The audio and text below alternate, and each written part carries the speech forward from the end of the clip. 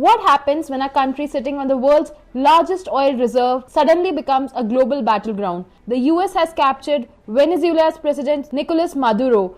American troops, oil fields, sanctions, power politics, and right in the middle of this chaos stands India. So the big question is, how does this crisis impact the India-Venezuela relationship? Hello and welcome to the episode 19 of the Diplomacy Talks. In this episode, we decode the India-Venezuela relationship, its history, oil diplomacy, cultural ties, and how the latest geopolitical shock could change everything. A relationship older than most of us think. India and Venezuela established diplomatic relations 66 years ago in 1959. Venezuela opened its embassy in India in 1962, and a few years later, India followed suit in Caracas. In 1968, former Prime Minister Indira Gandhi visited Venezuela during her historic Latin American and Caribbean tour, marking a major diplomatic push. However, for many years after that, bilateral ties remained largely inactive.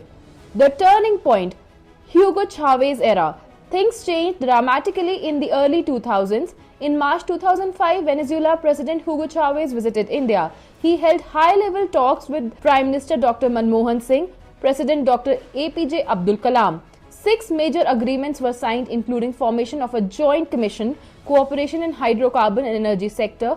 From that point onwards, India-Venezuela relations entered a cordial strategic phase driven mainly by oil diplomacy. Why Venezuela is back in global headlines?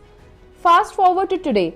Venezuela is once again at the center of world politics. According to US, President Nicolas Maduro has been captured and flown out of Venezuela. The US carried out large-scale strikes at Caracas. Maduro has been indicted in New York on drugs and weapon charges. US President Donald Trump has made a dramatic declaration. The US will indefinitely run Venezuela, rebuild its oil infrastructure, take control of its massive oil reserves, deploy US troops as it pertains to oil. This isn't just a regime change. It's a resource-driven geopolitical takeover. India-Venezuela trade, the numbers definitely matter. For 2023-24, total bilateral trade stood at $96 million US, imports $51 million US, exports $45 million US. India's relationship with Venezuela is heavily oil dependent. Due to US sanctions, oil imports dropped sharply in 2021 and 22. Total imports fell to $89 million and $250 million. The oil comeback and the another roadblock. By 2023-24, oil trade rebounded strongly. Petroleum imports rose to nearly $1 billion. In December 2023, India briefly became the largest buyer of Venezuelan oil. Average imports reached 63,000 to 1 lakh barrels per day in 2024, a massive 500 jump from the previous year. By 2025, India was the third largest buyer after China and the United States. But once again, renewed US sanctions led to a decline in the imports in 2025. Beyond oil, what does India trade? India's exports to Venezuela include mineral fuels and refined oil products, pharmaceuticals, cotton, machinery, boilers, nuclear reactors, and much more. India's imports from Venezuela mainly include crude oil and petroleum products, bituminous substances, digital health and multilateral cooperation.